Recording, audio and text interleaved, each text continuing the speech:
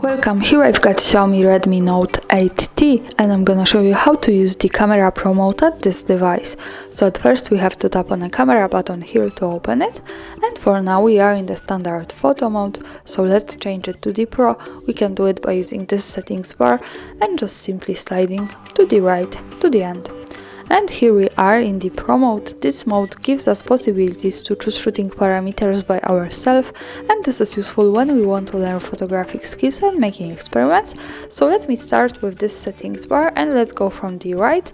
The first one button here gives us possibility to change the lens of this camera.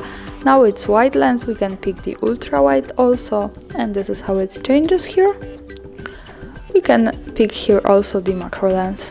So for now let me stay on the wide lens and let's move to the next one button. Here we have the exposure compensation, so we can manage the light of the picture, and by using this slider we can make it more bright by going to the right, as you can see, and also we can make it more dark by going to the left. So this is how it works here.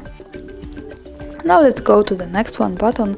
Here we have the ISO, so we can control the camera's sensitivity to light, and we can pick from 100 ISO to 3 and 2000 of it, so this is pretty wide spectrum, and this is how to manage this. We can also stay at the auto ISO at the beginning. For now let me stay for example on 200. Now let's move to the next one button. Here we can adjust the shutter speed, so we can change the time of taking picture, and we can pick from 1 and 1/1000 of seconds, so this is really short time of taking picture, and this should be better to objects that are in move, to frozen them. And by going to the right we get access to longer time of taking picture, and we can pick the longest 32 seconds, so this should be better to objects that are stable. And as you can see, this is how to manage this. And now let me focus for a while to exposure compensation again. As you can see now, this parameter is locked. So when we have ISO and shutter speed adjusted manually, the exposure compensation is locked. So one of these two parameters should be on the auto settings to unlock this. As you can see now, I have the shutter speed on the auto and the exposure compensation is unlocked.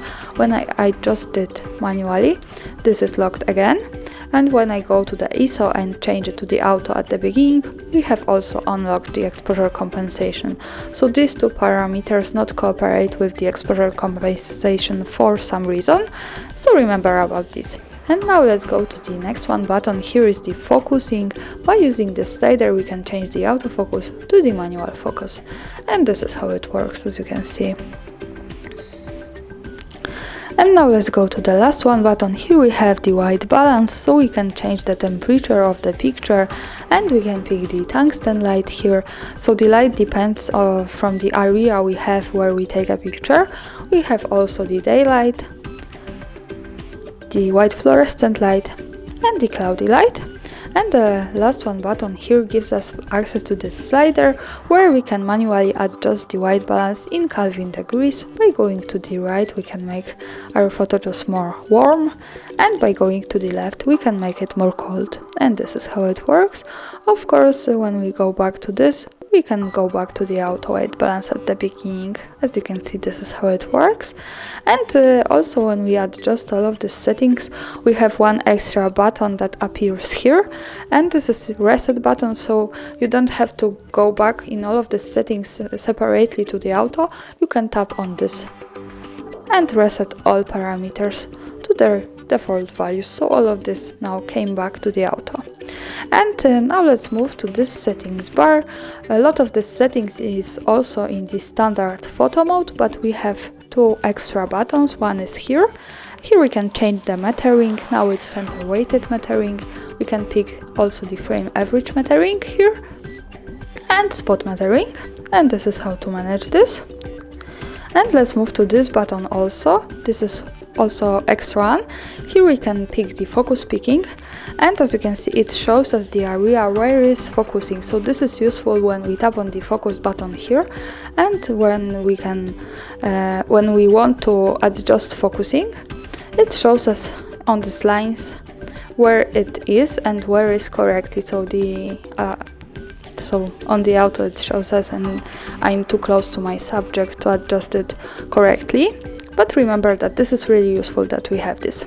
And here also we have the exposure verification, so when we turn this on, we can move to the exposure compensation here, and it shows us the areas of the picture where it's too bright when we have too much light, and where it's too dark when we have too less light. Here, as you can see, this is how it works. So these two buttons are extremely useful to verify our settings if they are correctly. And of course we can go back now to the auto settings. And now let me manage all of this to take a picture. So for example, let me pick the cloudy light. The focusing stays on the auto because I'm too close. Shutter speed, for example, 1 and 250 seconds. ISO 400. The exposure compensation now is locked, so this is what I said about these settings. And let me pick the ultra wide lens now. And let me take a picture. And now let's move here to the left corner at the bottom. By tapping on this, we get quick access to the gallery, and this is my picture. So that's all. Thanks for watching, subscribe our channel and leave the thumbs up.